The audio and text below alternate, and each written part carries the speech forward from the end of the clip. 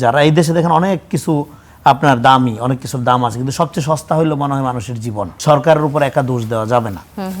ফলে এখানে আসলে আমাদের ওই যেটা বললেন, সব দল মিলে এখন একটাই দল হইতে হবে, আমাদের স্বেচ্ছাসেবক দল। এই যে এখনকার যে বন্যা পরিস্থিতি, এটা আকস্মিক, এইটার প্রস্তুতির সুযোগ সরকারের ছিল না। ফলে কিন্তু ইন জেনারেলি সরকার একটা দুর্যোগ ব্যবস্থাপনা মন্ত্রণালয় থাকে, সারা বছরই সরকার এগুলি নিয়ে কাজ করে, সব সরকারের আমলেই, কিন্তু সেই কাজের রেজাল্ট জনগণ খুব একটা পায় না। তো আর এইটা যেহেতু আপনার মাত্র 4 মাস অতিক্রান্ত হচ্ছে সরকারের, ফলে সরকারের আগাম এই বিষয়ে অন্তত এখনকার যে সংকট, এতে প্রস্তুতি নেওয়ার সুযোগ ছিল না। আর এই প্রস্তুতির ক্ষেত্রে প্রাণহানির ঘটনাটা মূলত বেশি ঘটছে পাহাড় ধসের ঘটনায়। পাহাড় ধসের ক্ষেত্রে মূল কারণটা হলো কিন্তু পাহাড় দখল করার আগে যে স্টেপটা, সেটা কি? সেটা হলো যে অনেক উদ্বাস্তু লোকদেরকে পাহাড়ের ঢালে বসতি স্থাপন করানো হয়, বাড়িঘর টিন দিয়ে কোনো রকম বাড়িঘর করে ওইখানে নেওয়া হয়, তারপরে পাহাড়টা দখল করা। পাহাড়টা একদিনে দখল করা হয় না, সকালবেলা ঘুম থেকে উঠে আজান দিয়ে পাহাড় দখল করে না।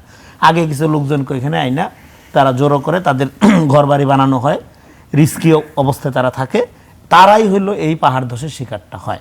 ফলে এইখানে যদি আপনার পাহাড় দখলের এই যে প্রক্রিয়াটা, যে একটা রিস্কি জোনে মানুষকে বসবাসের জন্য নিয়ে যাওয়া হয়, এই প্রক্রিয়াটা বন্ধ করতে হবে।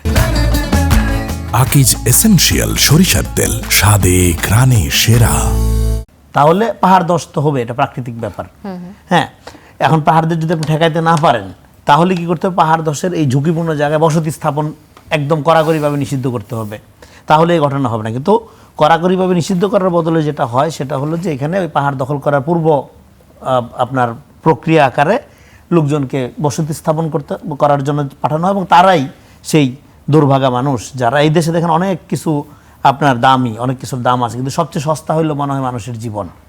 সেটা আমরা বিভিন্ন দুর্ভোগ বা দুর্যোগ, সড়ক ব্যবস্থাপনা থেকে শুরু করে এই দুর্যোগের সময় হারে হারে টের পাই, মানে চাক্ষুষভাবে দেখতে পাই।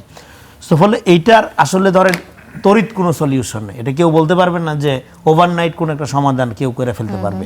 এইটা হলো আমাদের যে সার্বিক অব্যবস্থাপনার যে কালচার, সেখান থেকে একটা কাঠামোগত উত্তরণের সাথে এটা সম্পর্কিত। কাঠামোগতভাবে এটাকে আপনি যদি ঠিক করতে না পারেন, তাহলে এটা হবে না। আর এখন এই পুরো পরিস্থিতি, যেহেতু এটা একটা আকস্মিক ব্যাপার এবং বন্যা অবস্থাটা হঠাৎ করে আসছে এবং পানি কতদিন থাকবে বোঝা যাচ্ছে না, কিন্তু পানি যদি 3-4 দিনও থাকে, আপনারা জানেন যে ফসলের যা ক্ষতি তা হয়ে যায়।